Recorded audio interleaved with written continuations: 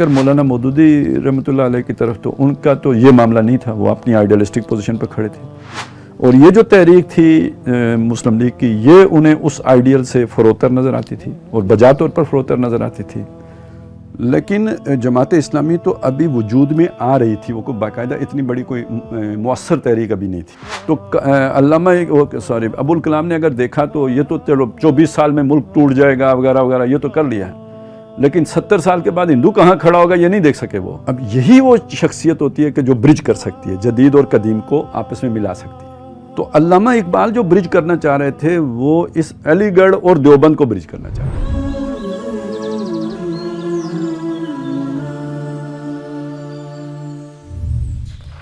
اعوذ باللہ من الشیطان الرجیم، بسم اللہ الرحمن الرحیم۔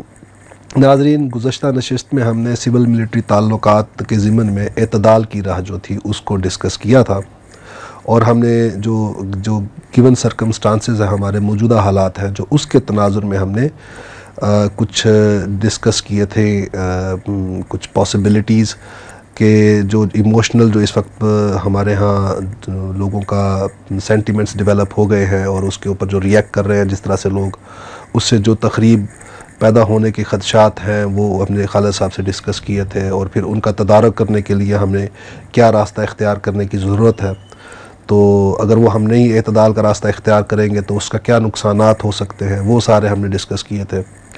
لیکن ساتھ ہی ہم نے اسی جو تھیسس بلڈ کیا تھا، جو اس کو ایک دوسرے تناظر سے، دوسرے نقطہ نظر سے بھی پیش کرنے کی بات کی تھی کہ ہم اسی بات کو ایک دوسرے اینگل سے لے کر بھی آپ کے سامنے آئیں گے۔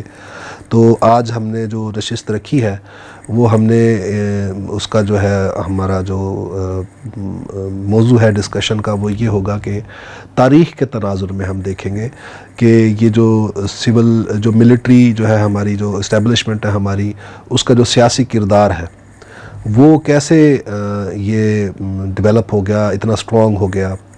تو ہم اس کے لیے ہمیں جو تحریک پاکستان ہے وہاں سے ہم شروع کریں گے اس کو، اور اس کو جو ہے وہ ہم آج کے جو تاریخ ہے یہاں تک ہم لیتے آئیں گے، اس کو ڈسکس کرتے آئیں گے، اور ہر جو سیاسی جو قوت تھی، یا کوئی سویلین قوت تھی، یا کوئی نان سویلین کوئی فورس تھی، اس کا کیا کیا کردار رہا ہے، کیا کیا کنٹریبیوشن رہا ہے اس جہاں پر اس نوبت تک پہنچانے میں اس ملک کو، ہم وہ سارا آج ڈسکس کریں گے۔ اور پھر اگین وہاں سے ہم آرگیومنٹ ہمارا وہی ہوگا کہ ہمیں آگے کی راہ کیا ہے۔ تو اس تناظر سے آج ہم چیزوں کو ڈسکس کریں گے خالد صاحب کے ساتھ۔ تو خالد صاحب، جو میرا اس تناظر سے پہلا سوال ہے وہ یہ آپ سے بنتا ہے کہ جب پاکستان کی تخلیق ہوئی ہے تو وہاں پر اس کی تخلیق سے پہلے ہمیں دو بڑی بڑی شخصیات نظر آتی ہیں جو تحریک پاکستان کی مخالفت کرتی ہوئی نظر آتی ہیں۔ ان میں سے ایک تو مولانا ابو الکلام آزاد ہے، اور ایک ہے مولانا مودودی۔ وہ جو مسلم لیگ جو تحریک پاکستان چلا رہی تھی وہ اس کو شدید تنقید کر رہے تھے اس کے اوپر۔ تو آپ ذرا لوگوں کی ایجوکیشن کے لیے ہمارے سامنے رکھ دیجئے وہ کہ وہ کیا کیا عوامل تھی جن کی بنیاد پر مولانا ابو الکلام آزاد اور مولانا مودودی جو تھے وہ کرٹیسائز کر رہے تھے تحریک پاکستان کو، اور اپنے خدشات کا اظہار کر رہے تھے اس کے آؤٹ کم میں۔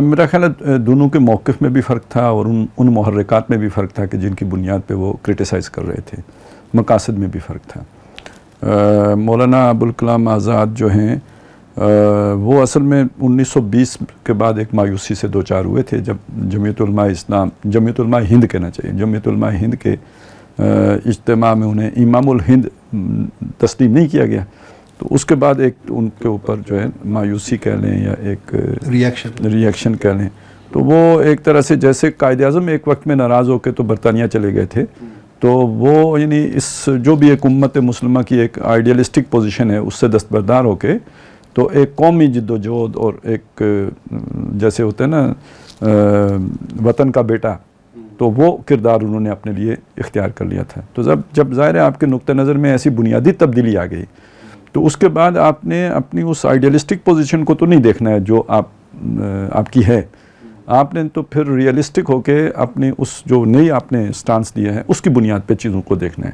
تو جب آپ ہندوستانی بن کے سوچیں گے تو اس میں تو کہیں بھی پاکستان کی گنجائش نہیں نکلتی۔ تو بیسیکلی تو وہ اس لیے اینٹی پاکستان تھے یا جو بھی آپ کہیں، اس تحریک کے مخالف تھے. لیکن انہوں نے کچھ پریڈکشنز بھی تو کی تھی. ہاں، وہ ایک الگ ایشو ہے. دیکھیں نا، آپ نے ایک سٹانس لے لیا، اس کے محرکات کیا ہیں. وہ سٹانس لینے کے بعد آپ نے مستقبل کا جو نقشہ آپ کو نظر آیا تو وہ کیا ہے، وہ بعد میں سچ ثابت ہوا، تو وہ ایک الگ بنیاد ہے. وہ تو آپ کے سوشل سائنٹسٹ ہونے کی بنیاد ہے، یعنی فراہم کرتا ہے کہ جی آپ کی نظر تھی، آپ ایک مدبر سیاستدان تھے. تو نو ڈاؤٹ ایسا ہے، لیکن یہ کہ جب آپ ان کے اس محرک کا جائزہ لیں گے تو وہ تو پھر کوئی اور ہوگا نا، وہ یہ تو نہیں ہے، یہ تو بات کی شے ہے. اسی طرح اب آ جائیں اگر مولانا مودودی رحمۃ اللہ علیہ کی طرف، تو ان کا تو یہ معاملہ نہیں تھا، وہ اپنی آئیڈیلسٹک پوزیشن پہ کھڑے تھے.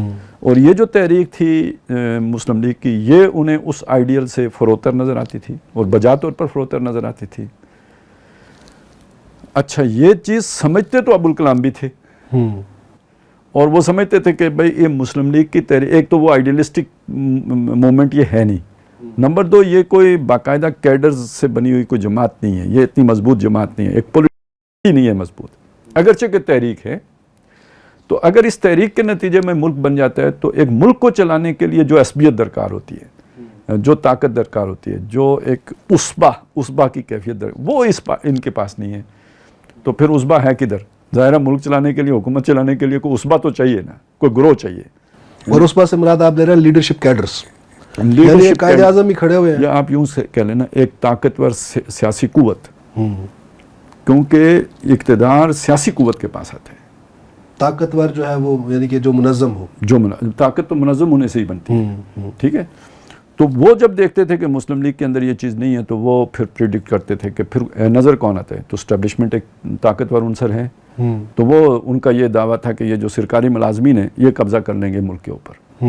ٹھیک ہے، وہ اس کی وجہ یہ دیکھتے تھے. مولانا مودودی کا خیال جو اس سے بالکل برعکس بات ہے، وہ بات یہ ہے کہ بھائی چونکہ آپ کی پارٹی وہ آئیڈیلسٹک پارٹی نہیں ہے، اور دعویٰ آپ کر رہے ہیں کہ آپ ایک آئیڈیلسٹک سٹیٹ بنائیں گے، تو یہ تو مرغی کے انڈے سے ہاتھی نکالنے والی بات ہے جو نہیں پیدا ہوتا. تو وہ یعنی وہ کوئی اس معنی میں پاکستان کے مخالف نہیں تھے جس معنی میں قائد اعظم ابوالکلام تھے. یہ صرف یہ بتانے والے تھے کہ بھئی اس طریقے سے وہ مطلوبہ نتائج حاصل نہیں ہو سکتے جو آپ حاصل کرنا چاہتے ہیں، اور جو کچھ آپ کر رہے ہیں اس کے نتیجے میں جو اقتدار جن لوگوں کے ہاتھوں میں آئے گا تو وہ فاسق و فاجر ہوں گے، اور وہ اسلام کے احکامات کو توڑنے میں انگریز سے زیادہ جری ہوں گے، وہ شرابی اور کبابی بدکار ہوں گے، اور پھر بھی جیتے جی جو ہے نا وہ غازی اور مر کے شہید ہوں گے. تو یہ تو اصل میں انہوں نے اس بنیاد پہ یہ پریڈکشن کی تھی، ان کی بنیاد بالکل علیحدہ ہے. البتہ دونوں میں ایک مشترک چیز یہ ہے کہ دونوں مسلم لیگ کو ایک کمزور پارٹی یا ان مقاصد سے ہم آہنگ پارٹی کے طور پر نہیں دیکھ رہے تھے. یعنی کہ مسلم لیگ جو تھی وہ نعرہ تو نظریاتی لے کر کھڑی ہوئی، لیکن خود وہ ایک نظریاتی جماعت نہیں تھی، اور وہ نعرہ جب نظریاتی لے کر کھڑی ہوئی تو اس کا مطلب ہے وہ لوگوں کے صرف جذبات سے کھیل رہے تھے. بیسیکلی دیکھیں، کھیلنے کا لفظ ذرا پھر اضافی ہو جائے گا، یعنی آپ اپنے آپ کو اس ماحول میں لے جائیں. آپ کو نظر آ رہا ہے کہ انگریز نے جانا ہے، دل کا جانا ٹھہر گیا ہے، صبح گیا یا شام گیا، یہ اب تو نظر آ گیا تھا نا سب کو، جو بھی تھوڑا پولیٹیکل سینس رکھتا ہے اس کو نظر آ گیا تھا دوسری جنگ عظیم کے بعد کہ انگریز نے تو اب یہاں نہیں رہنا. ٹھیک ہے، اس نے جانا ہے. جس اصول کے تحت انگریز نے 1857 کے بعد حکمرانی کیا، اس اصول کے تحت اکثریت کو حکومت منتقل ہونی ہے، جس کا مطلب یہ ہے کہ ہندو کو منتقل ہونی ہے. اس 100 سال میں یا 90 سال میں ہندو کے اندر، اب یہ دیکھیے یہ ایک نیا مسئلہ ہے، جو ہندو کے ساتھ انٹریکٹ کر رہا ہے کاروبار میں، بازار میں، محلے میں، ٹھیک ہے، وہ یہ محسوس کر رہا ہے کہ ان کے اندر شدت پسندی آ چکی ہوئی ہے، یہ اب مسلمان کا وجود گوارا کرنے کے لیے تیار نہیں ہے. یہ 90 سال پرانے والا ہندو نہیں ہے، ٹھیک ہے نا، جو 1857 کی جنگ آزادی میں ہمارے ساتھ تھا، یہ وہ ہندو نہیں ہے، یہ ہم سے اب نفرت کرنے والا ہندو ہے. ٹھیک ہے، تو ان کو تو جن کو یہ نظر آ رہا ہے وہ سمجھتے ہیں کہ جب ان کا اقتدار قائم ہوگا تو یہ انگریز سے زیادہ ہمارے لیے خطرناک ہوگا.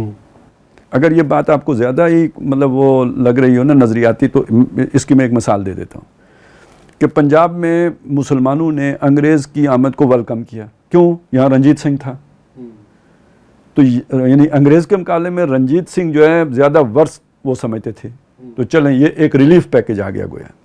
تھے دونوں ہی غیر مسلم، لیکن ایک آپ کو اس کے ایک کے اندر کوئی ڈیموکریسی یا کچھ انسانی حقوق کا تصور تھا، دوسرا تو بالکل ہی سیدھا تھا، جیسے اسپین میں یہودیوں کے نے مسلمانوں کا ساتھ دیا تھا. تو یہ ایک آپ یہ جو ہے نا ایک نفسیات ہے. اسی میں اب مسلمانوں نے یہ سمجھا کہ یہ انگریز کی تو چلے ایک چھتری تھی جس کے نیچے وہ پھر بھی دونوں کو ایک آنکھ سے دیکھتا تھا، اور اگر کوئی گڑبڑ بھی کرتا تھا تو وہ تو سازش کے طور پر ہوتی تھی، کم از کم قانون کی سطح پہ تو برابر دیکھتا تھا. تو اگر ہندو کی حکومت قائم ہو جائے گی تو یہ ہمیں تو غلام بنا کے رکھیں گے. اچھا، یہ اس وقت تو یعنی ابوالکلام کو یہ چیز نہیں نظر آ رہی تھی، وہ والی شے نظر آ رہی تھی، اس کی پریڈکشن دے رہے تھے. یہ والی شے ان کو نظر نہیں آ رہی تھی، اس کی پریڈکشن وہ نہیں دے پا رہے تھے.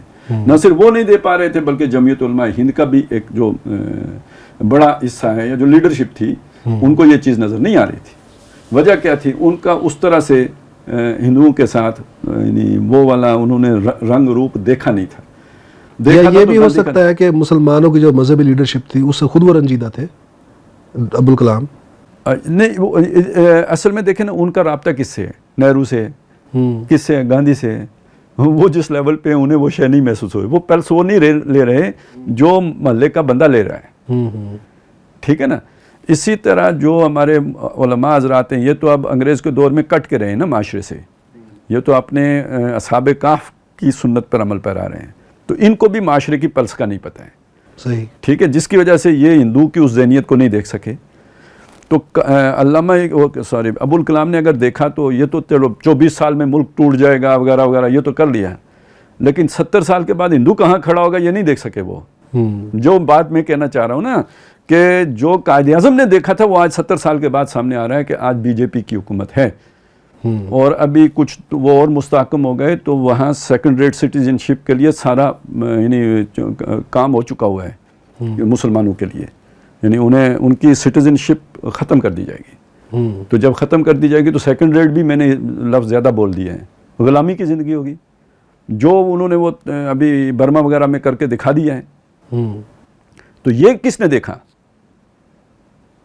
یہ وہ ویژنریز تو نہیں دیکھ سکے نا، یہ تو پھر قائد اعظم نے دیکھا کہ یہ ہوگا. اسی لیے وہ پھر حالانکہ وہ ایک وقت میں کانگریس کے اور بہت بڑے اسپوکس مین تھے تو وہ سمجھتے، لیکن انہیں سمجھ آ گئی کہ ہندو ناقابل اصلاح ہے، تو کون سی چیز کی اصلاح نہیں ہو سکتی، وہ یہ چیز تھی.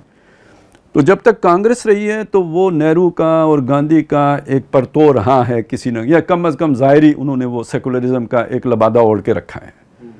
لیکن جب اصل ہندو نکل کے سامنے آئے ہیں تو وہ وہی نکلا ہے کہ جس کو قائد اعظم نے دیکھا تھا، جس کی اصلاح نہیں ہو سکتی تھی. تو خیر یہ ایک ذرا تھوڑی سی بات آپ کے سوال سے اضافی ہو گئی، اس لیے وہ پریڈکشن کے حوالے سے تو خیر اس کو بھی بیچ میں لانا ضروری ہو گیا تھا، کیونکہ وہ اس کے بغیر بیلنس نہیں ہوتا. لیکن وہ جو ان کی پریڈکشن تھی اس کی بنیاد اصل میں جس چیز کے اوپر تھی وہ یہ کہ مسلم لیگ کمزور تھی. تو اب قائد اعظم کے پاس ایک طرف انہیں نظر آ رہا ہے کہ انگریز جا رہا ہے، دوسری طرف نظر آ رہا ہے کہ یہ ہندو کی جو ہے نا صورت میں ہمارے اوپر ایک بلا آ رہی ہے، آفت آ رہی ہے.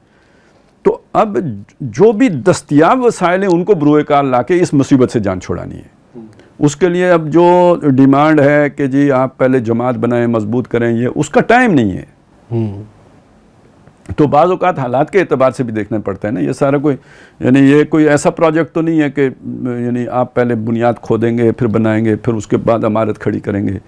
تو یہ ایک حالات یعنی سیاست تو ہمیشہ حالات کے مطابق متغیر ہوتی رہتی ہے، اور ڈیسیژن میکنگ آپ کی وہ اس بدلتے حالات کے ساتھ بدلتی ہے، تبھی آپ ایک کامیاب سیاستدان ہیں.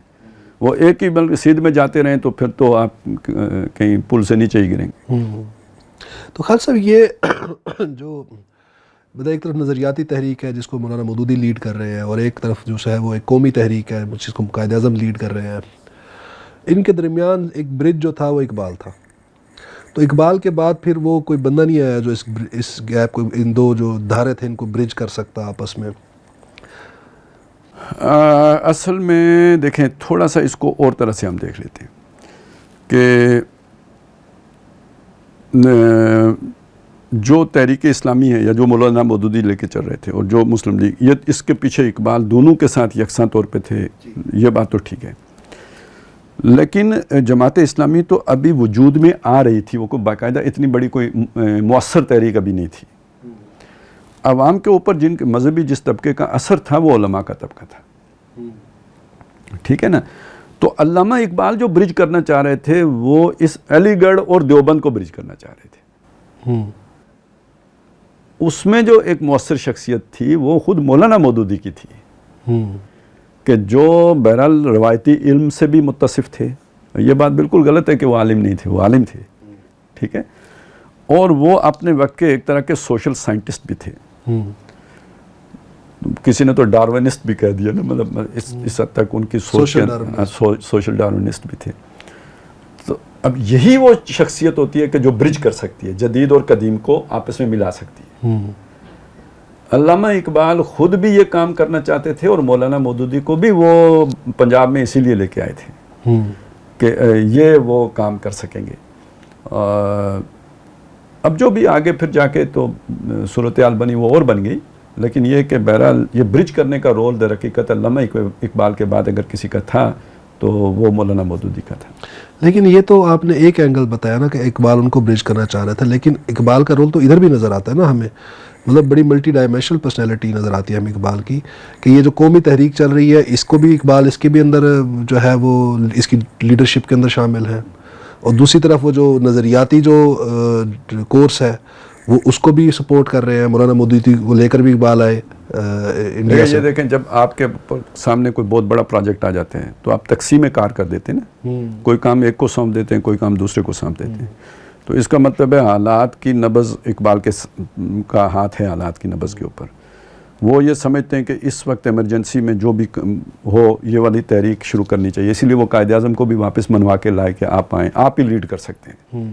ان کے ذریعے سے وہ جو سیاسی جدوجہد تھی اس کا آغاز کر دیا.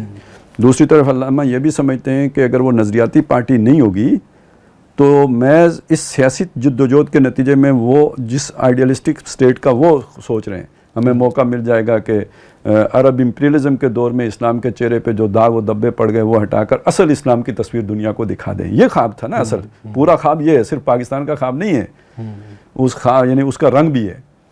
تو اس کے اعتبار سے جب دیکھیں یہ سوچ ہے تو وہ یہ بھی سمجھتے تھے کہ یہ سوچ تو مسلم لیگ سے نہیں پوری ہو سکے گی, اس کے لیے ایک خالص نظریاتی جماعت چاہیے. وہی بات جو مودودی صاحب کہہ رہے ہیں, ٹھیک ہے نا.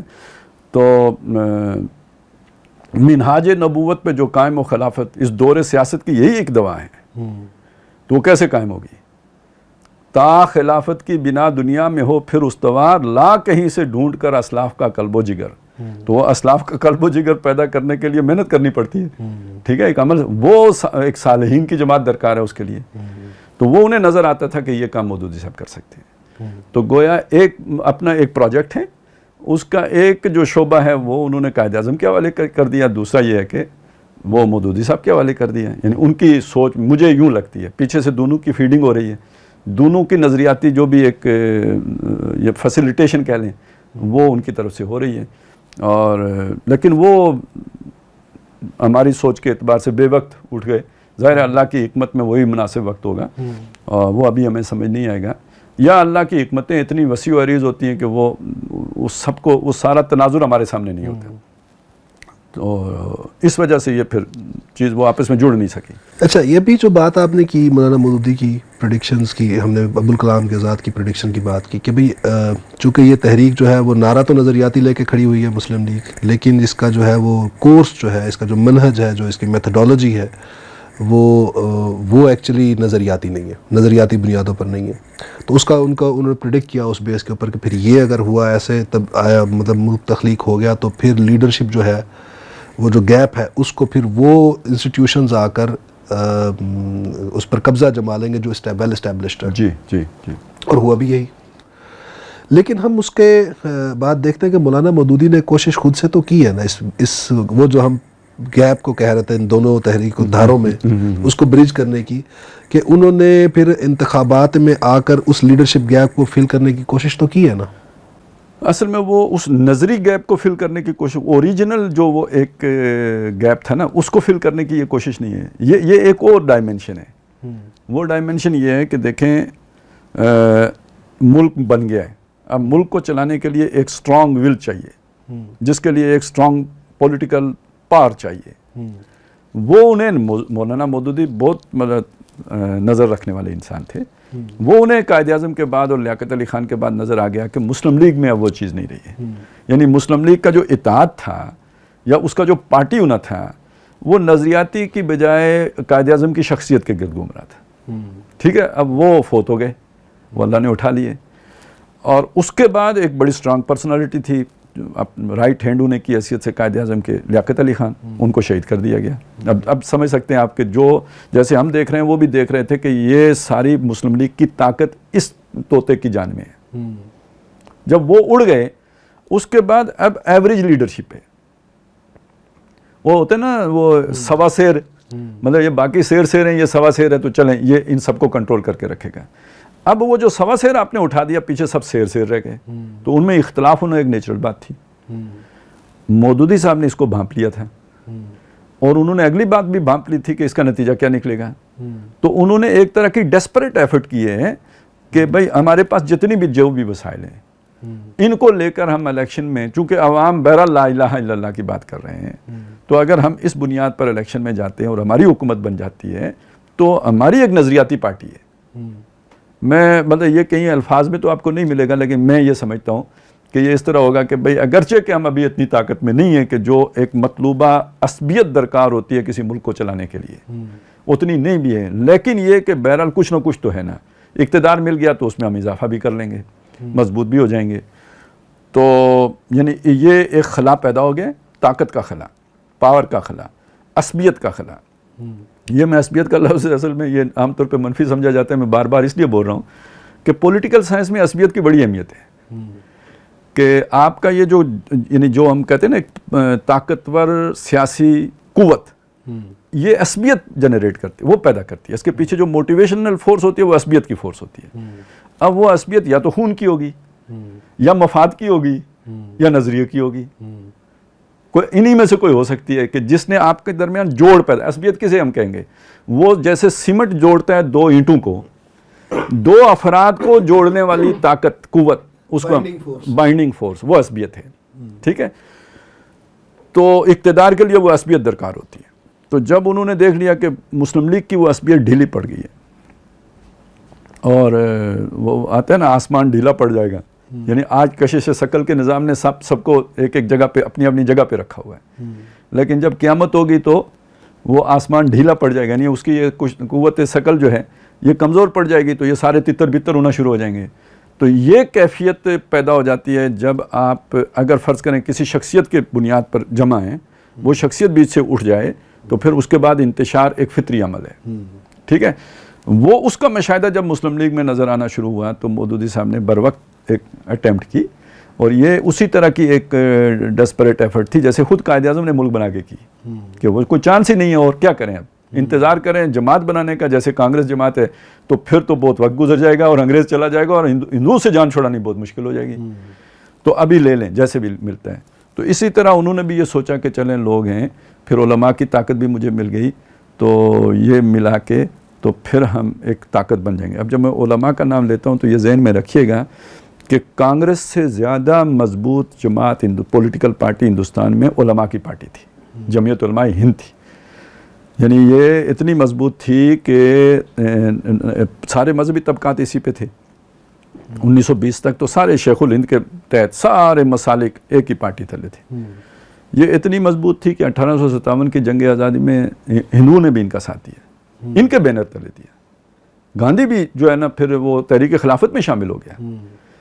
یہ تو 20ویں صدی کی تحریک ہے. تو اس حوالے سے اگر آپ دیکھیں گے تو اصل پولیٹیکل جو فورس تھی یا طاقت تھی یا جو ویژن بھی آپ کہہ لیں, وہ علماء کے پاس تھا. وہ غیر متعلق ہو گئے, یا کانگریسی ہو گئے, یا غیر متعلق. بہت تھوڑے ہیں جو تحریک پاکستان میں ساتھ آئے. ٹھیک ہے, اور وہ بھی آئے تو سیکنڈری لیڈرشپ کے طور پر, یا کچھ مطلب وہ مطلب وہ کوئی اعلیٰ قیادت میں ان کا رول نہیں تھا. تو جس کی وجہ سے مسلم لیگ کے اندر وہ پولیٹیکل میچورٹی نہیں تھی. میں ساری شخصیات کی بات نہیں کر رہا, بطور جماعت بات کر رہا ہوں. ٹھیک ہے نا, وہ مسئلہ آج بھی ہے. مثلاً آپ اگر نون لیگ کو دیکھیں تو جس جگہ پہ نواز شریف مارے کھا کے کھڑا ہے, تو نون لیگ کی سیکنڈ لائن کی ساری لیڈرشپ اس کے آس پاس بھی نہیں ہے. یہ تو نظر آ جاتا ہے نا, ڈیسیژن میکنگ جس طرح کی ہوتی ہے تو اس سے نظر آ جاتے ہیں. تو یہ چیز وہاں پہ بھی تھی. تو اگر علماء مودودی صاحب کے ساتھ آ جاتے تو پھر تو یہ چیز ہو سکتی تھی جو انہوں نے سوچا تھا. لیکن وہ اسٹیبلشمنٹ بھی تو ساری رگیں جانتی ہے نا. یعنی جس پارٹی نے نظریں گاڑی ہوئی تھیں تو انہیں پتہ تھا کہ یہ اگر ان کا اتحاد ہو جاتا ہے تو یہ کتنا بڑا نقصان ہے. ٹھیک ہے, تو انہوں نے پھر نہیں انہیں دیا, وہ پھر الٹا مخالف, بلکہ کچھ ایسی تحریکیں چل گئیں جیسے وہ اپنا اینٹی قادیانی تحریک بھی تھی. اب یہ اس اعتبار سے نقصان دہ ہو گیا, الٹیمیٹلی نقصان دہ ہو گیا مودودی صاحب کے مشن کے اعتبار سے. اور اسی طرح یہ سمجھ لیجئے کہ پھر مخالفین کھڑے کر دیے گئے کہ تیرا اسلام اور میرا اسلام اور مختلف کنٹروورسیز پیدا کر دی گئیں. ڈیوائیڈ اینڈ رول والا جو اسٹریٹجی ہے وہ بیچ میں آ گئی. اور تو خالد صاحب یہ جو ہماری 1958 تک ہم دیکھیں اگر ڈیوریشن 1947 سے 1958 تک کا جو پہلا مارشل لا لگا, جو سیاسی قوتیں ہماری اور دینی قوتیں جو ہیں یہ ساری آپس میں باہم دست و گریباں نظر آتی ہیں. تو کیا یہ ان کی آپس میں جو اختلاف ہے ان کا آپس میں جو مخاصمت ہے وہ اس نے اپرچونٹی کریٹ کیا پھر وہ جو ہماری اسٹیبلشمنٹ تھی, جو سول انسٹیٹیوشنز تھے ان کے لیے کہ وہ گریب کر لیں پاور کو؟ پھر دیکھیں بیسک بات تو وہ ہے جو میں کر چکا ہوں. ٹھیک ہے, اب آگے آپ پولیٹیکل سینس بھی کہہ لیں, پولیٹیکل میچورٹی بھی کہہ لیں, یہ ساری چیزیں کہہ لیں, لیکن ایک بات اور کیوں نہیں کہتے کہ دیکھیں لوگوں کو جوڑنے کے لیے کچھ اصول بھی تو ہوتے ہیں نا. ایک سوشل کانٹریکٹ درکار ہوتا ہے, اور جسے ہم آئین کہتے ہیں. ایک گھر ہے نا, اس گھر میں یا تو کوئی پاورفل پرسنالٹی ہوگی جو پورے گھر لے کے چل رہی ہوگی, یا وہ بندے اتنے میچور ہوں گے کہ انہوں نے کچھ اپنی روایات بنا لی ہیں کہ بھائی جہاں پہ بھی رفٹ ہوگی تو ہم کیسے ریزالو کریں گے, بیٹھیں گے کیسے, کون کس کو رپورٹ کرے گا. اس گھر کے پہلے تو پھڈے نہیں ہوں گے تو یہ گھر میں بیٹھ کے انہوں نے ساری چیزیں طے کی ہوئی ہیں کہ بھائی اس طرح ان کو ہم سیٹل کر لیں گے. انہیں کسی جرگے میں جانے کی ضرورت نہیں ہے, انہیں جا کے کبھی پولیس رپورٹ کرنے کی ضرورت نہیں ہے. اچھا, لیکن جن گھروں میں یہ میچورٹی نہیں ہوتی تو انہیں پھر جرگے جا کے سیٹل کرتے ہیں. وہاں ایشوز اٹھتے ہیں, وہ خود نہیں سیٹل کر سکتے, کوئی دوسری طاقت, کوئی سیانہ بندہ جا کے انہیں سیٹل کر کے دیتے ہیں. وہاں بھی نہ سیٹل ہوں, پولیس میں جائیں گے, عدالتوں میں خجل خوار ہوں گے, خوب جو ہے نا ذلیل و رسوا ہو کے پھر بالآخر جا کے 60 سال کے ہو کے سمجھیں گے. پھر اولاد کو نصیحتیں, اگلی نسل ٹھیک ہو جائے گی اگر بڑوں کی مانے گی تو. ڈی این اے میں خرابی ہو گئی تو پھر تو علیحدہ بات ہے. لیکن یہ میں ایک آپ کو بتا رہا ہوں میچور لوگوں کا اور امیچور لوگوں کا جو بھی ایک فرق ہے. تو ہم نے اب جب آپ کی پولیٹیکل پارٹیز ہی میچور نہیں ہیں, یعنی آپ کا وہ سیاسی عمل ہوا ہی نہیں ہے, تو وہ میچورٹی نہیں آئی تو جب بڑی شخصیات اٹھ گئیں قائد اعظم اور لیاقت علی خان جیسی, تو اس کے بعد آپ کا یہ آپس میں سر پھٹاول شروع ہو گیا, رسا کشی شروع ہو گئی, اقتدار کی رسا کشی شروع ہو گئی. اس میں وہ کون سیاہی گھول رہا تھا وقت کے بہتے دریا میں, اسٹیبلشمنٹ نے اپنا لچ تلنا فرائی کرنا شروع کر دیا. وہ اس میں بھی ایمبیشیس لوگ بیٹھے ہوئے تھے. ایوب خان تو کہتے ہیں 47 سے نظریں لگا کے بیٹھا ہوا تھا. تو اب وہ نیا کھیل بھی شروع ہو گیا, اور کچھ تو ہوتے ہیں محبت میں جنوں کے آثار, کچھ لوگ بھی دیوانہ بنا دیتے ہیں. تو کچھ اندر کی خرابی تھی, کچھ انہوں نے اس میں جلتی پہ تیل ڈالنا شروع کر دیا. تو اس کے نتیجے میں پھر بالآخر جا کے تو وہ سارا یعنی اچھا اوپر سے کوئی کانٹریکٹ بھی نہیں ہے, کوئی آئین بھی نہیں ہے کہ جس کا حوالہ ہی دیا جا سکے, کہ جو آپ کو چلیں ایک جگہ پہ باندھ کے رکھے, وہ موجود ہی نہیں ہے. تو اس ساری صورتحال کا پھر جو بھی اسٹیبلشمنٹ تھی, سول خاکی دونوں, انہوں نے بھرپور اس کو ایکسپلائٹ کیا, اور مطلب مذاق خیز صورت بن گئی تھی نا. ملک چلانے والی کوئی صورت نہیں تھی. جیسے گھر مصیبت بن جاتا ہے اور بدنامی ہوتی ہے پورے محلے میں کہ ہر وقت فساد پڑا ہوا ہے, تو ملکوں کی سطح پہ ہماری یہ بدنامی شروع ہو گئی تھی. اور کسی نے تانا بھی دے دیا تھا کہ میں اتنی شلواریں نہیں تبدیل کرتا جتنے پاکستان میں حکومتیں بدل جاتی ہیں. یعنی آپ کے مطابق جو مخاصمت تھی جو پولیٹیکل فورسز اور مذہبی فورسز کے درمیان, اس کی اصل وجہ جو تھی وہ پولیٹیکلی میچورٹی تھی ان کے آپس میں, اور اس کا فائدہ اٹھایا پاور جو ہے پھر وہ ان کے پاس سے خود بخود. اب جو انگریز سول سروس چھوڑ گیا تھا نا, تو انہوں نے پھر اس کا فائدہ اٹھایا. سو اٹس کوائٹ نیچرل کہ اگر پولیٹیکل ویکیوم کہیں کریٹ ہوگا تو وہ منظم جو آپ نے عصبیت والی بات کی کہ جو زیادہ اسٹرانگ یا مضبوط یا آرگنائزڈ گروہ ہوگا وہ پاور گریب کر جائے گا، تو جو کہ ہو گیا 1958 میں. لیکن 1958 میں چلے یہ ہو گیا، لیکن اس کے بعد آپ دیکھیں کہ فاطمہ جناح کی لیڈرشپ کے اندر ان پولیٹیکل فورسز نے دوبارہ اس کے خلاف ریزسٹ بھی تو کیا. وہ جو پاور جو ہے وہ سینٹر اگر شفٹ ہو گیا تھا ادھر سے یا کھینچ لیا گیا، اگر وہ اس اسٹیبلشمنٹ نے کھینچ لیا تھا، تو اس کو واپس جو عوام کے پاس لانا، اس کی ایک منظم جد و جہد ہوئی ہے، پھر وہ بھی تو ہوئی ہے. اچھا، اس میں ایک دو چیزیں ذہن میں رکھیں. پہلی بات یہ ہے کہ ایک جو پولیٹیکل شعور ہے، سیاسی شعور، جذباتی سطح کا، فوری ریئیکٹ کرنے کا، وہ جتنا بنگال میں تھا اتنا مغربی پاکستان میں نہیں تھا. ٹھیک ہے، اور مغربی پاکستان میں کراچی اس میں تھا. اب اگرچہ کہ میرا یہ سمجھنا ہے کہ جو ڈپتھ ہے نا سیاسی شعور کی، وہ جتنی پنجاب میں ہے کہیں نہیں ہے، جذباتیت سے ہٹ کر.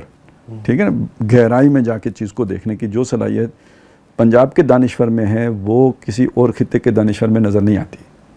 ٹھیک ہے، لیکن وہ غیر مؤثر ہے. وہ کہیں اپنی کوئی ٹولی ہوگی، کوئی بیٹھک ہوگی، وہاں بیٹھ کے، یا کوئی اخبار میں کسی نے کالم لکھ دیا. عوام یعنی سیاسی شعور سے آری مخلوق ہے. ٹھیک ہے، وہ اگر تھا تو کراچی میں تھا یا بنگال میں تھا.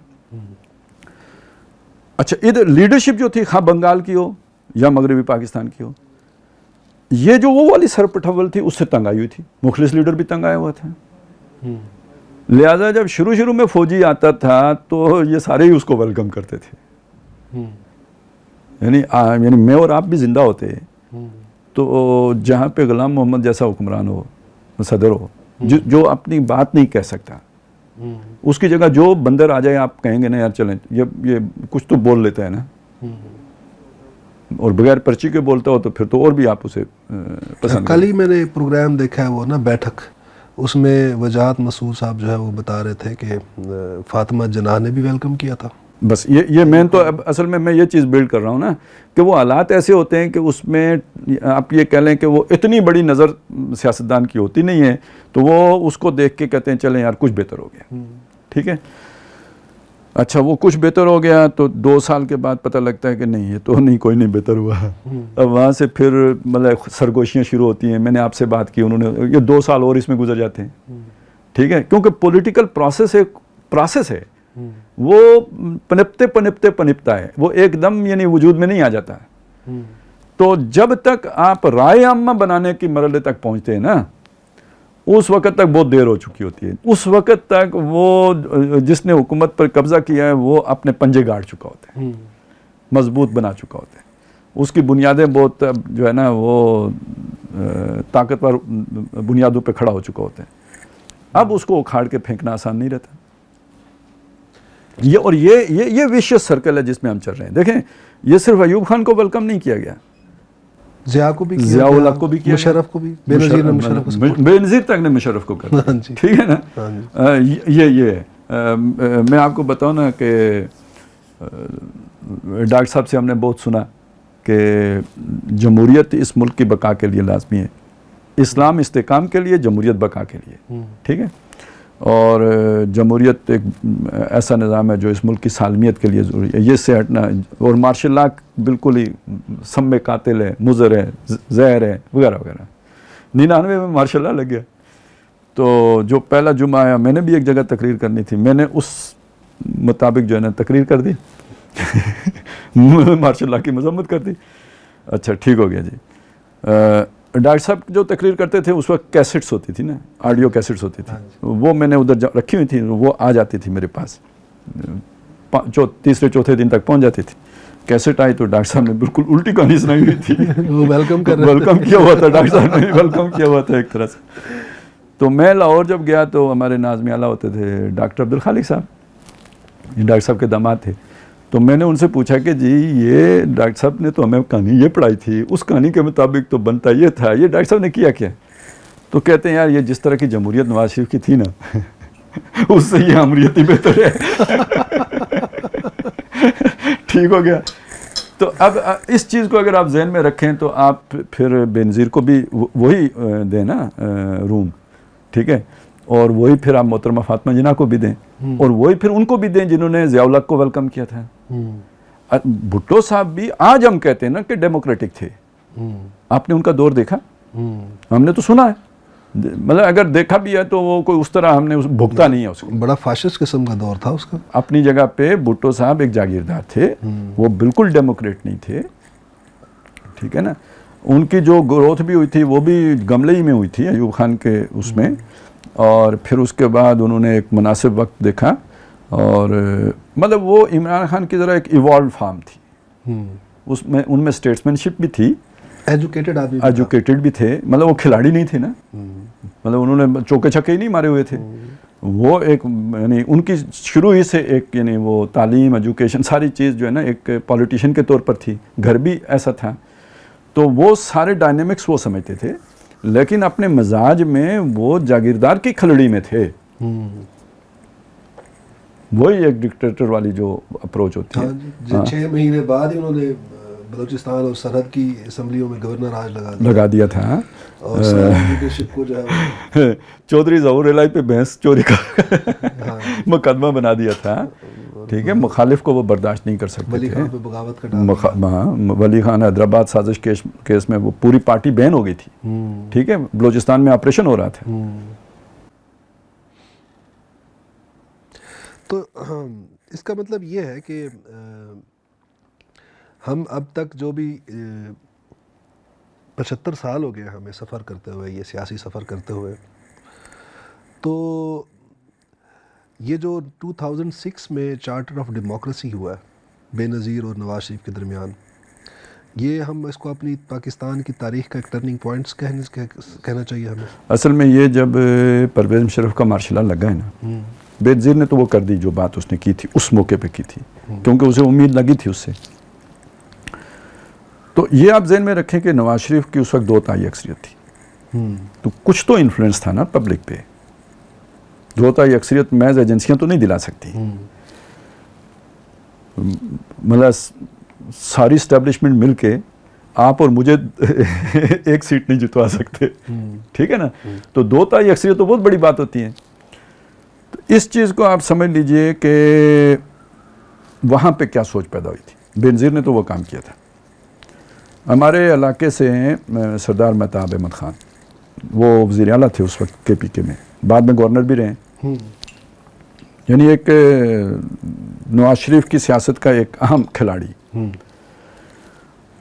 تو جب مارشل لا لگا تھا نا, تو اس کے بعد ان کا جو پہلا بیان آیا تھا, نواز شریف لوگ اندر ہو گئے, ان کو نہیں پکڑا تھا, لیکن انہوں نے جو پریس کانفرنس کی یا کسی کی پریس کانفرنس میں وہ بھی تھے, تو وہاں انہوں نے جو بات کہی تھی کہ وہ یہ کہا تھا کہ اب وقت آ گیا ہے کہ سیاستدان بھی ایک پلیٹ فارم پہ جمع ہو جائیں, ٹھیک ہے.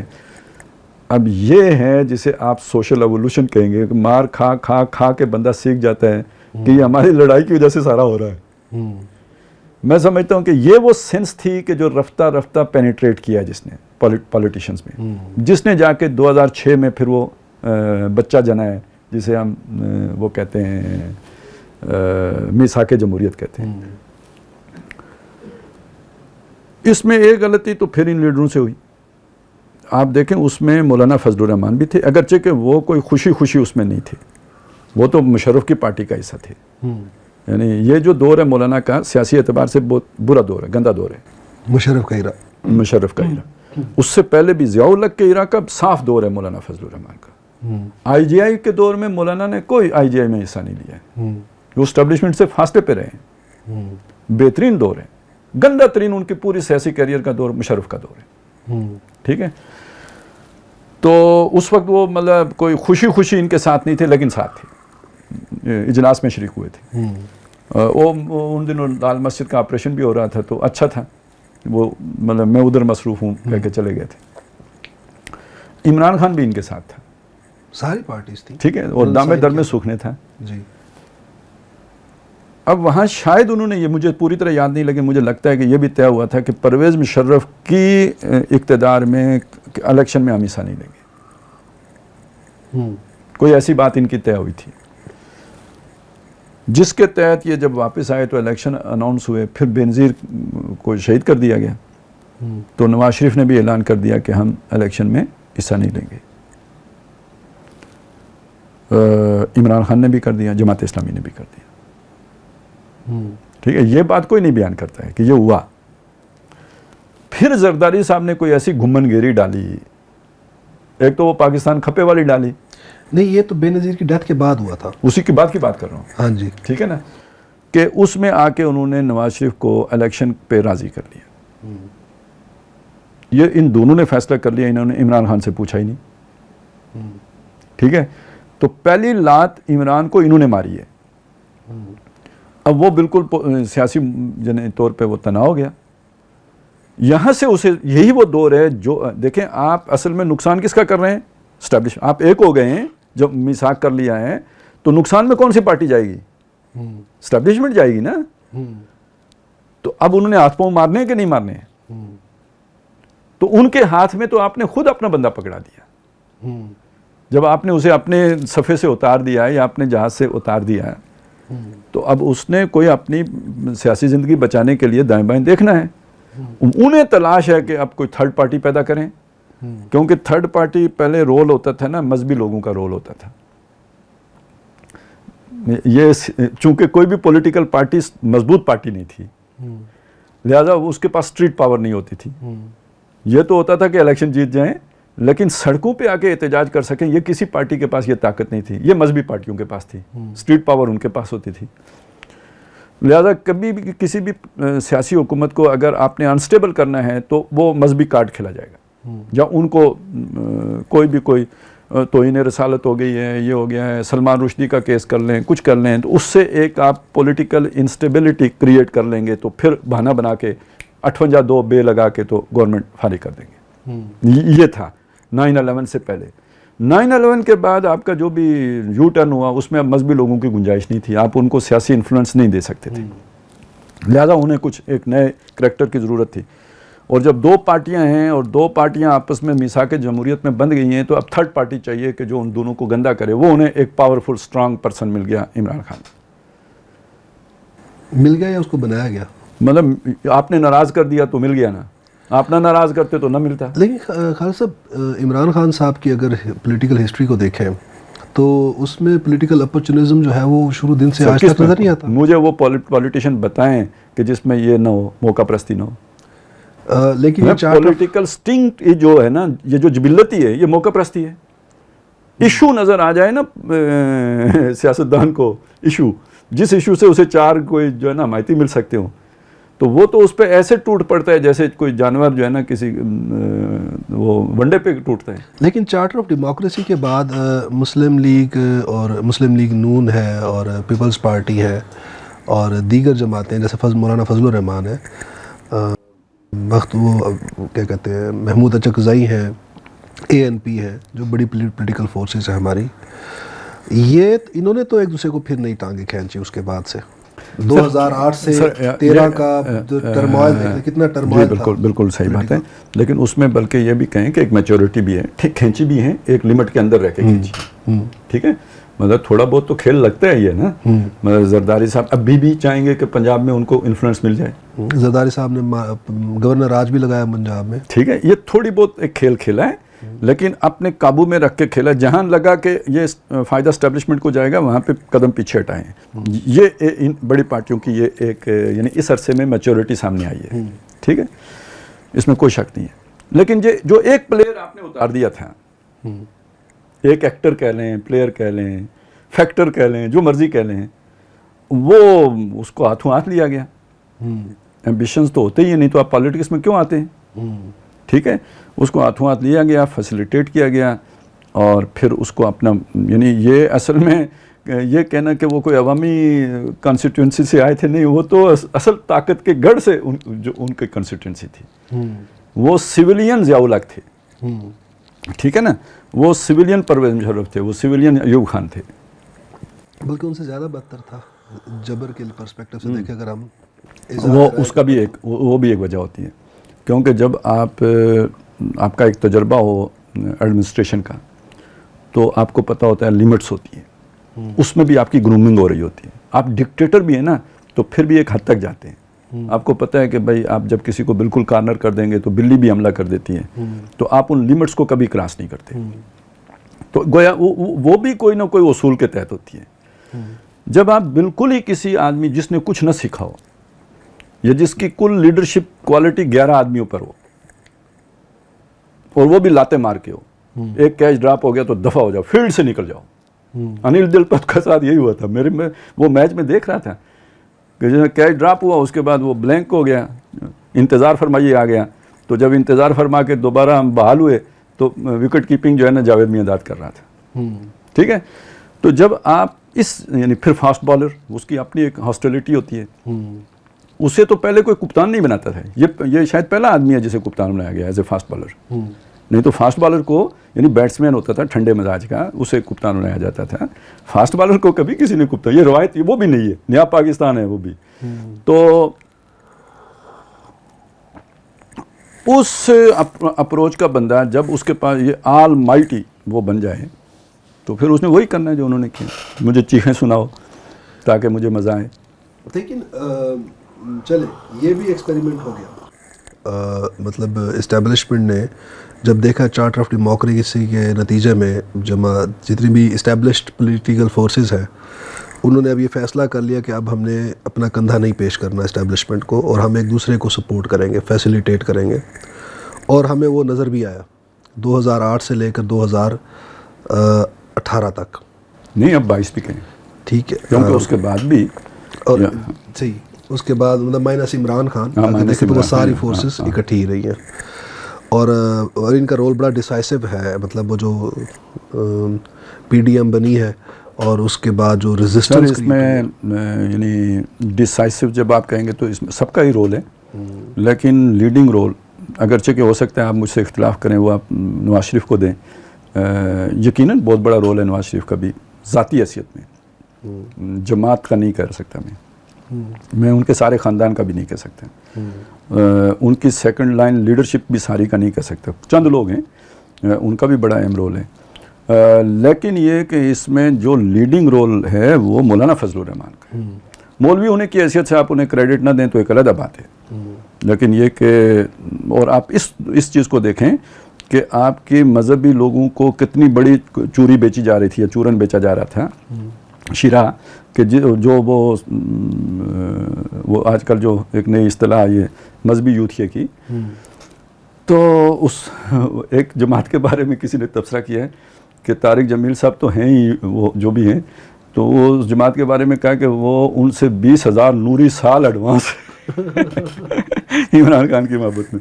تو خیر اس میں مطلب آپ مولانا کی بہرحال یہ جو سیاسی بصیرت, میں پھر یہ کہتا ہوں دیکھیں اس سے یہ کوئی نہ سمجھے کہ میں انہیں کوئی حق پرست وہ بات کہہ رہا ہوں. جو بات ہے اس کو سمجھنا چاہیے سیاستدان کے طور پر. اس سیاسی عمل کے اندر ایک لیڈر کی حیثیت سے ان کا کردار بہت امتیازی ہے, اور اس پورے عرصے میں انہوں نے یہ بھی شو کیا ہے کہ میں صرف سیاسی لیڈر نہیں ہوں, میرے پیچھے ایک سیاسی پارٹی, اسٹرانگ سیاسی پارٹی بھی کھڑی ہے. ایک ایسی سیاسی پارٹی جو نہ پیپلز پارٹی ہے نہ مسلم لیگ نون ہے. وہ آج بھی وہ ڈیلی ڈالی جماعتیں ہیں, وہ کوئی آرگنائز نہیں ہے, اتنی آرگنائز نہیں ہے جتنی کہ انہوں نے شو کیا. وہ جو ہم نے جہاں سے بات شروع کی تھی نا کہ ایک آرگنائزڈ پارٹی چاہیے ہوتی ہے, تب وہ طاقت بنتی ہے جس سے اقتدار ملتا ہے. تو وہ اگر معتدب تعداد نہ ہو تو ایک علیحدہ بات ہے, کوانٹٹی کی کمی ہونا ایک علیحدہ بات ہے, کوالٹی موجود ہے وہاں. اچھا خالد صاحب, میں جو سوال کر رہا تھا وہ یہ تھا کہ جو 2006 سے جو چارٹر آف ڈیموکریسی ہوا ہے, وہ ایک ہسٹورک ڈاکیومنٹ تھا, ایک وہ ہال مارک تھا ہماری پاکستان کی جو ہسٹری ہے 75 سالہ. اس کے بعد اگر پچھلے 16 سال کو ہم دیکھیں, جو ہمارا سیاسی جو پیش رفت ہوئی ہے یا پولیٹیکل ہمارا جو جرنی تھا, اس میں کچھ میچورٹی ہمیں نظر آتی ہے سیاسی جماعتوں کے درمیان, سیاسی جو قوتیں ہیں ان کے درمیان, اور انہوں نے ایک دوسرے کو سپورٹ کیا ہے, اور اب وہ انہوں نے اپنا کندھا نہیں پیش کیا. حتیٰ کہ یہ جو پچھلے 4 سال بھی ہم نے دیکھے ہیں کہ وہ شدید جبر کے تھے, جو اسٹیبلشمنٹ جو ہے وہ ایک اپنا ایک نیا پروجیکٹ, ہائیبرڈ رجیم کا پروجیکٹ لے کر آئے, اور اس میں انہوں نے سامنے تو بظاہر ایک پولیٹیکل فیس رکھا, لیکن پیچھے بیٹھ کے وہ سارا وہ انہوں نے ساری جو ہے وہ ڈوریں خود ہلا رہے تھے بظاہر، لیکن وہ ایکسپیریمنٹ بھی ناکام ہو گیا. اور یقیناً اس میں یہ جو پولیٹیکل فورسز تھیں ان کی آپس میں جو یکجہتی تھی، ان کی جو ریزسٹنس تھی، جس کا آپ نے ابھی اپریشیٹ بھی کیا، مولانا فضل الرحمان کے رول کو آپ نے، نواز شریف کے رول کو بھی آپ نے کہا بڑا امپورٹنٹ رول تھا اس کا بھی، جماعت کا نہیں، نواز شریف کا. تو اب یہ کافی نہیں ہے کہ یہ جماعتیں پولیٹیکلی میچور تو ہو گئی ہیں اب، اور وہ جو پروجیکٹ آخری، مطلب ہمارے دو ہی آپشنز ہو سکتی تھی. ایک ایکسپیریمنٹ کر کے وہ پہلے دیکھ چکے تھے ڈائریکٹ مارشل لا کی فارم میں، 4 مارشل لاز لگے ہمارے ملک میں، وہ اس کا انہوں نے نتیجہ دیکھ لیا. اور اب یہ جو پچھلے 16 سال سے جو سفر چل رہا ہے، اب اس سے نظر بھی نہیں آتا کہ مارشل لا کے کوئی امکانات، اب کوئی اس کے لیے کوئی اپرچونٹی کریٹ ہوتا ہو، جو ہمیشہ ان کے لیے کریٹ کیا سیاستدانوں نے. تو اب وہ تیار نہیں ہے سیاستدان نا، وہ پولیٹیکلی اتنے میچیور ہو گئے ہیں کہ وہ اپرچونٹی دینے کو اب تیار نہیں ہے. تو پھر ہائیبرڈ رجیم کا تجربہ کیا گیا، ایک نئے ماڈل کو لے کر آیا گیا، تو وہ بھی پٹ گیا، 4 سال کے اندر ہی پٹ گیا وہ بھی. تو اب یہ تجربہ ناکام ہونا کیا یہ اس بات کو ثابت نہیں کرتا کہ اب ہماری پولیٹیکل فورسز جو ہے وہ اب کافی میچیور ہو گئی ہیں. تو اب اگر ہماری اسٹیبلشمنٹ پیچھے ہٹنا چاہ رہی ہے تو ان کو بس پیچھے ہٹا دے فوراً، اور یہ جو سارا جو طاقت ہے وہ ان کو ڈائیورٹ کر دی جائے، ان کو ٹرانسفر کر دی جائے اور یہ سنبھالیں آ کے. بلکہ اس میں اضافہ کر لینا کہ ہماری جو اسٹیبلشمنٹ ہے وہ بھی میچور ہو گئی ہے، اسے بھی لگتا ہے کہ یہ ہمارا فیلڈ نہیں ہے، تو ہم جو تجربہ کرتے ہیں الٹا گلے پڑ جاتا ہے. تو ہم آئندہ توبہ کرتے ہیں اس طرح کے کسی جو ہے نا مہم جوئی سے کہ ہم کوئی اپنا بچہ پالیں، بچہ جمہورا، اور پھر اس کو اس طرح کریں. تو یعنی بظاہر ابھی تک تو یہی دکھتا ہے. اچھا، اب ذرا میں اس طرح چیز کی طرف توجہ دلانا چاہتا ہوں کہ یہ سارا جو ہمارا تجربہ ہے نا سر، اگر آپ اسے نوٹ کریں تو یہ ایک یعنی غیر شعوری عمل ہے، یہ رولنگ سٹون والا عمل ہے. ادھر سے تھپڑ پڑتا ہے ہم ادھر آ جاتے ہیں، ادھر سے تھپڑ پڑتا ہے ادھر چلے جاتے ہیں. اس کے اندر کوئی باقاعدہ کوئی شعوری عمل کا کوئی دخل نہیں ہے. ٹھیک ہے، جس کا نتیجہ کیا نکلے گا کہ دیکھیں ایک ایونٹ ہوتا ہے یا ایک سچویشن آتی ہے، وہ آپ کی یاداشت کا حصہ ایک وقت تک رہتے ہیں، اس کے بعد نسیان غالب آتا ہے، وہ چیز پیچھے چلی جاتی ہے. تو یہ سمجھنا کہ جو فوجی جنتا کو ابھی بات سمجھ میں آئی ہے یہ 20 سال کے بعد بھی یہ ادھر ہی کھڑی رہے گی، اس کی کوئی گارنٹی نہیں ہے. ٹھیک ہے نا، یہ بات انہیں پہلے بھی سمجھ میں آتی رہی ہے، یہ کوئی پہلی دفعہ نہیں سمجھ میں آئی ہے. 2008 میں بھی ہوا تھا. ہاں، انہیں پہلے بھی سمجھ میں آتی رہی ہے کہ انی صاحب نے نہیں سارے پیچھے ہٹا دیے تھے. تو یہ انڈر کرنٹس موجود رہتے ہیں. ابھی آپ کیا سمجھتے ہیں کہ وہ جو اتنا بڑا سارا سیٹ اپ بنایا گیا تھا تو وہ بس اوپر ایک آرمی چیف کے بدلنے سے یا لیڈرشپ کی وہ سوچ بدلنے سے وہ سارے نیچے ساری سوچیں بدل گئی ہوں گی؟ لیکن بہرحال وہ ایک انپریسیڈنٹڈ ایونٹ تو تھا نا کہ D G I S P R جو کہ پورے انسٹیٹیوشن کو ریپرزینٹ کر رہا ہوتا ہے، D G I S I, وہ سر یہ ساری ایک لیئر کی بات ہے نا. اور وہ کہہ رہے ہیں کہ ہم یہ اگلے 20 سال کی لیڈرشپ، چلیں 20 سال مان لیتا ہوں، ٹھیک ہے، اس دوران وہ مطلب اگلے 6 مہینے کے بعد آ کے کہیں کہ ہم نے یہ فیصلہ کر لیا تھا، لیکن یہ سچویشن بن گئی ہے تو اب ہم تو بالکل مجبور ہو کے آئے نا، قسم سے نہیں آنا تھا، تو کیا کریں گے آپ؟ ٹھیک ہے، تو یہ کوئی پتہ نہیں ہوتا. اصل چیز وہ فورسز ہوتی ہیں جو نیچرل فورسز ہیں. اگر پاور ان کے پاس ہے تو پاور ہی تو اصل میں ویکیوم فل کرتی ہے. تو سیاسی جماعتوں کو صرف میچور ہی نہیں ہونا، پاور بھی جنریٹ کرنی ہے. ٹھیک ہے نا، کہ اگر کوئی ایسا جو مہم جو آ جائے تو اس کو ریزسٹ کر سکے. آپ نے دیکھا نا ترکی کی آپ مثالیں دیتے ہیں، تو آپ کو اردوغان جیسی پارٹی بھی بنانی پڑے گی نا. اور پاور جنریٹ کرنے کا مطلب کیا ہے آپ کا؟ یعنی دیکھیں آپ کی عوامی جماعت ہے، یا ایک سمپل لفظ لے لیں، ووٹ کو عزت دو. کیوں عزت دیں؟ ووٹ کو عزت کیوں دیں؟ اس لیے دیں کہ بھئی یہ عوام کی ووٹ ہے نا، ٹھیک ہے، ہاں ان کی ول کا اظہار ہے. جو آپ کی جماعت ہے، پیپلز پارٹی ہے یا نون لیگ ہے یا جو بھی فلانی ہے جو بھی ہے، یہ آپ کی لمیٹڈ کمپنی ہے یا عوام کی جماعت ہے؟ ملک کی سطح پہ تو آپ چاہتے ہیں کہ عوام کی حکومت ہو. آپ کی پارٹی کس کی ہے؟ آپ کی ذاتی جاگیر ہے؟ آپ کی کوئی فیکٹری ہے؟ آپ کا یہ کوئی گروپ آف کمپنیز ہے یا یہ عوامی پارٹی ہے؟ تو عوامی پارٹی ہے تو ووٹ کو عزت دو، عوام کو اونرشپ دو. ٹھیک ہے نا, یہ ان کی پارٹی ہو, وہ پارٹی اپنی پارٹی کی, جیسے وہ ملک کا وزیر اعظم چنتے ہیں ایسے پارٹی کا صدر چنیں, ٹھیک ہے, جیسے وہ ملک کا وزیر اعظم یا وہ پارلیمنٹیرینز چنتے ہیں ایسے وہ عہدیدار چنیں کہ ہمارے علاقے کا صدر یہ ہوگا, سیکرٹری یہ ہوگا. کل ٹکٹ کی تقسیم مرکز کیوں کرے, ٹھیک ہے نا, کسی پارٹی کے ہیڈ کوارٹر سے کیوں ٹکٹوں کی تقسیم ہو, یہ اس علاقے کے نمائندے جو آپ کے پارٹی ورکرز ہیں وہ بیٹھ کے کیوں نہ طے کریں کہ ہمارے علاقے سے فلانا بندہ جو ہے وہ کھڑا ہوگا الیکشن میں. یہ ہے آنرشپ, یہ ہے ووٹ کو عزت دینا. یعنی جمہوریت کی جنگ کے لیے ضروری ہے کہ پہلے اپنا مورچہ ٹھیک کریں. یہ گراس روٹ لیول تک آنرشپ, جب سینس آف آنرشپ چلا جائے گا تو اب اس کا نتیجہ یہ نکلے گا کہ کل کا یہ اس پر ڈاکہ مارے گا تو مجھے لگے گا کہ میری آنرشپ کے اوپر ڈاکہ مارا گیا. ٹھیک ہے نا, بندہ اس پہ جان بھی دے دیتا ہے, آپ کی کوئی گھڑی چھپائے تو آپ بڑی مشکل سے اپنا ریئیکشن کنٹرول کرتے ہیں. یار گھڑی اتنی قیمتی نہیں ہے جتنی جان قیمتی ہے, نہیں تو انسٹنکٹ کیا کہتا ہے, ریئیکٹ کرنے کو کہتے ہیں. ٹھیک ہے, کیوں دوں میں اپنی گھڑی, ٹھیک ہے مر جاؤں گا, نہیں دیتا. تو جب مجھے یہ لگے گا میری پارٹی ہے تو پھر بندے کے اندر وہ موٹیویشن آتی ہے کہ اس پہ ڈاکہ مارنے نہیں دیتا, ٹینک کے آگے لیٹتا ہے. وہ لیڈرشپ کی اپیل پہ نہیں لیٹتا, وہ اپنے ریئیکشن پہ آتا ہے کیونکہ وہ اس کی چیز ہوتی ہے. تو آپ اپنی پارٹیوں میں جب تک سینس آف آنرشپ نہیں دیتے, اسے عوامی پارٹی نہیں بناتے, وہ جیسے ابھی انڈیا میں ایک جماعتی کا نام کوئی کیا رکھا, عام آدمی پارٹی جو بنا دیا.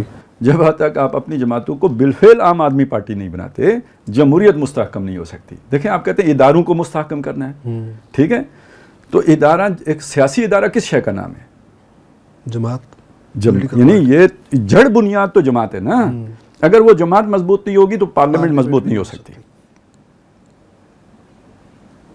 اگلی بات ہے پولیٹیکل ایجوکیشن, آپ کو اگر ویژنری لیڈرشپ چاہیے تو وہ چھن کے کیسے اوپر آئے گی. جیسے آپ دودھ کو بلوتے ہیں اوپر مکھن آتا ہے, یہ جمہوری پروسیس ہے جس کے نتیجے میں لوگ جب الیکٹ کریں گے تو اوپر وہ لوگ آئیں گے کہ جو معاشرے کی کریم ہوں گے, پھر مجرم نہیں آئیں گے. ٹھیک ہے نا, لیکن جب اوپر بیٹھا ہوا ایک, مطلب آپ مافیا کہہ لیں, ہم اگر ادھر کہتے ہیں مافیا تو ادھر بھی تو مافیاز بیٹھے ہوئے ہیں, تو وہ تو اپنی پسند کا بندہ لے کے آئیں گے جو ان کی خوشامد کرے گا. ٹکٹ اس کو دو, صدر اس کو بناؤ. تو جب نیچے نظر آ رہا ہے کہ پارٹی تو ان کی ہے, ٹھیک ہے نا, تو پھر جب یہ ہوگا تو اس کے نتیجے میں لوگوں کو وہ اونرشپ, ٹھیک ہے وہ ایک جذباتی وابستگی ہوگی, جان کوئی نہیں دے گا, افسوس کریں گے کہ وہ حکومت کیوں ختم ہو گئی, لیکن یہ کہ اس کے لیے کوئی وہ جدوجہد کرنے کے لیے نہیں تیار ہوں گے. اس اعتبار سے ہم جب دیکھتے ہیں تو جمہوریت ابھی کوئی مستحکم نہیں ہے. ٹھیک ہے نا, یہ ابھی تک اس طرح کی عوامی جماعتیں ہمیں نظر نہیں آتی ہیں جس میں یہ اونرشپ عوام کو حاصل ہو. لہٰذا یہ سمجھنا کہ جمہوریت کا مستقبل سیکیور ہو گیا ہے, یہ بہت قبل از وقت ہے, اور اسے حالات کا جبر کہیے, کیونکہ جو بھی آپ, وہ تو کوئی ایسے ہی دور گزرا ہے جس میں ہر شے کا بیڑا غرق ہو گیا, یہ جو پچھلا 4-5 سال کا دور گزرا ہے. اب یعنی ڈیفالٹ تک باتیں پہنچ گئی تھی, تو جن کا ویسٹڈ انٹرسٹ ہے, جن کے کھابے کھلے ہوئے ہیں, انہیں جب ملک ڈوبتا نظر آیا تو پھر انہوں نے کیا کرنا تھا. باقی اور بھی بہت سارے کھیل ہوئے ہیں نا, یہ تو کوئی کلیش آف انٹرسٹ بھی تھا, میں نے چیف بننا ہے یا آپ نے چیف بننا ہے, وہ لمبا کھیل تھا جس میں ایک موقع کریٹ ہوا اور یہ ساری چینج آ گئی. ٹھیک ہے, تو ابھی مجھے کوئی اس طرح نہیں نظر آتا جب تک, ابھی بہت سارا کام باقی ہے. ٹھیک ہے, ایک وہ ادارہ آپ کا ہے مستحکم تھا, وہ بھی کمزور ہو رہا ہے پالیٹکس میں آنے کی وجہ سے. فوج کا ادارہ بھی, آپ کی عدلیہ کا برا حال ہے. آپ مطلب عدلیہ جس نے, جو آئین کی کسٹوڈین ہے, وہ آئین کی پرواہ نہ کرے. ٹھیک ہے, تو برا حال ہے نا. وہاں پہ بھی کوئی کام اس طرح کا نظر نہیں آتا. پارلیمنٹ آپ کی کا برا حال ہے, آپ کی سیاسی پارٹیوں کا برا حال ہے. تو اس میں یہ جمہوریت کی مضبوطی کی کوئی علامتیں نہیں ہے.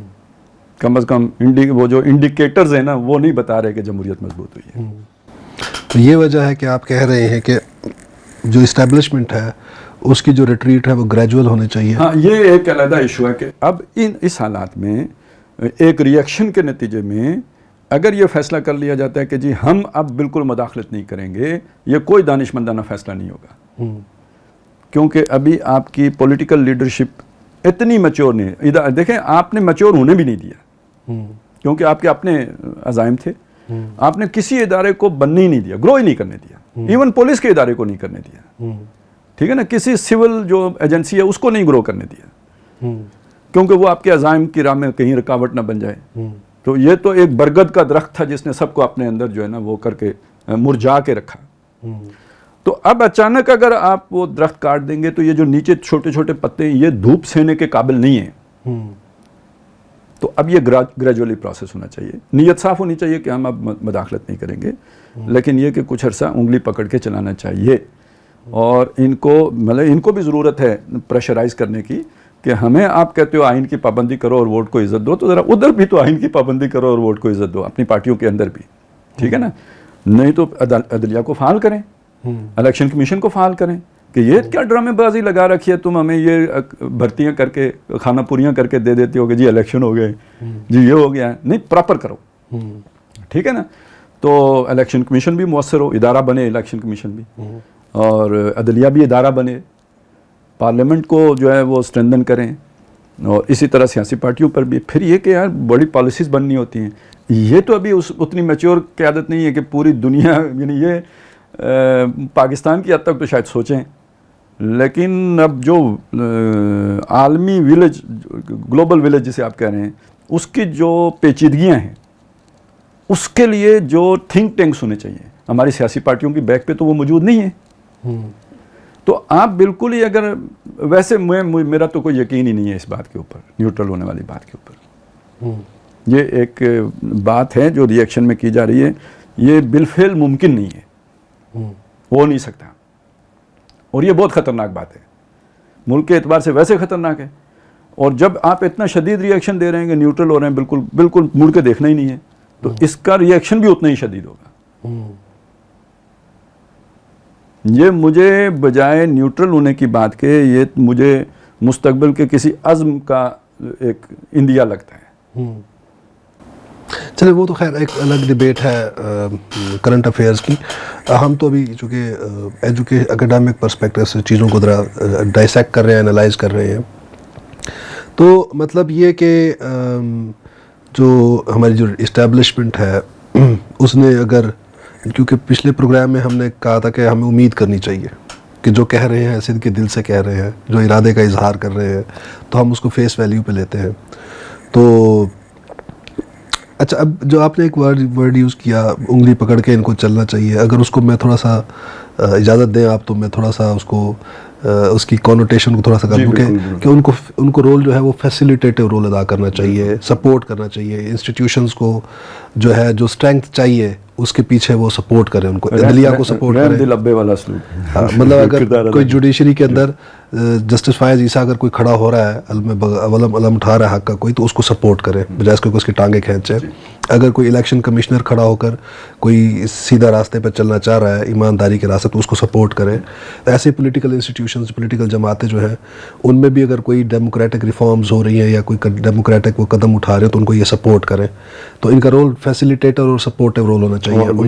ان کو یعنی دیکھیں کون سی, مطلب میری نظر میں کون سی مداخلت, سیاسی مداخلت بری ہے, جب آپ کسی پولیٹیکل پارٹی کی لیڈرشپ کو چھوڑ کر سیکنڈ لائن لیڈرشپ سے رابطے کریں, جب کوئی خفیہ منصوبہ بنا کے کچھ لوگوں کو کھڑا کرنے کی کوشش کریں, کوئی اسٹریٹجی بنائیں کسی گورنمنٹ کے خلاف, یہ مداخلت, اس کی کوئی گنجائش نہیں ہونی چاہیے. لیکن آپ ایک سیاسی جماعت کے اصلاح کے لیے یا ملک کے سیاسی نظام کی اصلاح کے لیے پراپر بندے سے رابطہ کرتے ہیں, یعنی لیڈرشپ سے رابطہ کرتے ہیں. آپ آ کے اسمبلی کے فلور پر کہتے ہیں کہ یہ آپ غلط کر رہے ہیں, آپ کو یوں کرنا چاہیے, ہم آپ کو بریفنگ دینے آئے ہیں, ٹھیک ہے نا. یہ کوئی سیاسی مداخلت نہیں ہے, یہ آپ کا رول ہے, یہ آپ کو کرنا, فیڈ بیک, یہ آپ کا فیڈ بیک ہے. تو اس سے بھی اگر آپ دستکش ہو جاتے ہیں تو پھر جو ہے نا, اسی طرح مطلب جہاں پہ بھی قانون کی کوئی اس طرح دیکھیں, اور پولیٹیکل فورسز کو بھی انسیکیور فیل نہیں کرنا چاہیے ایسے انسٹیٹیوشنل فیڈ بیک سے. جی بالکل, چاہے وہ کوئی بھی اس کے پیچھے کوئی ایجنڈا ہے یا کچھ ہے, وہ انہیں بھی اطمینان رکھنا چاہیے کہ ہماری بھلائی کے لیے یہ باتیں کی. They should trust each other. ناظرین, آج ہم نے دوسرے اینگل سے اسی چیز پاور ڈائنامکس کے پرسپیکٹیو سے ہم نے اسی چیز کو ڈسکس کیا دوبارہ کہ جو اسٹیبلشمنٹ جو ہے ہماری جو موجودہ اسٹیبلشمنٹ ہے اس نے جو دعویٰ پیش کیا ہے یا جو جس ارادے کا اظہار کیا ہے کہ وہ اب اپنے آپ کو ڈی پولیٹیسائز کرنے جا رہے ہیں، تو ہماری جو اس کے ان کو جو سجیشن تھی جو خالد صاحب کی وہ یہ تھی کہ یہ ریٹریٹ جو ہے، یہ ڈی پولیٹیسائزیشن جو ہے اس کو گریجول ہونا چاہیے، کیونکہ پاور جو ہے وہ کنسنٹریٹڈ ہے ایک انسٹیٹیوشن میں اور اس کے پیچھے پچھلے 75 سال کا جو ہے وہ تعامل ہے اور شامل ہے اس میں. تو اب یہ اگر اچانک پیچھے ہٹ جائیں گے تو ایک پولیٹیکل ویکیوم کریٹ ہو جائے گا، کیونکہ جو ہماری پولیٹیکل پارٹیز ہیں ان میں جو ابھی تک وہ صحیح طرح سے ڈیموکریٹائز نہیں ہو سکی، ڈیموکریٹک نہیں بن سکی، ابھی تک ان کے اندر وہ اسٹرینگتھ پیدا نہیں ہو سکی جس کے ذریعے سے وہ اس پاور ویکیوم کو فل کر سکے. تو جب تک یہ جو ہمارے سویلین انسٹیٹیوشنز ہیں یہ اپنے پاؤں پہ نہیں کھڑے ہو جاتے، یہ اسٹرینگتھن نہیں ہو جاتے، تو یہ یکدم پولیٹیکل ویکیوم کریٹ نہیں کر دینا چاہیے اسٹیبلشمنٹ کو. ان کو چاہیے کہ یہ گریجولی پیچھے ہٹیں اور یہ ان کو اسٹرینگتھن کرتے جائیں، ان کو سپورٹ کریں ان سویلین انسٹیٹیوشنز کو. جب تک وہ اپنے قدموں پہ کھڑے نہیں ہو جاتے تب تک ان کو پولیٹیکل ویکیوم کریٹ نہیں کرنا چاہیے، ورنہ اس کا فال آؤٹ ہوگا، جس کی طرف ایک اشارہ خالد صاحب نے کیا بھی تھوڑا سا، تو لیکن وہ چونکہ بحث پھر کہیں اور نکل جاتی.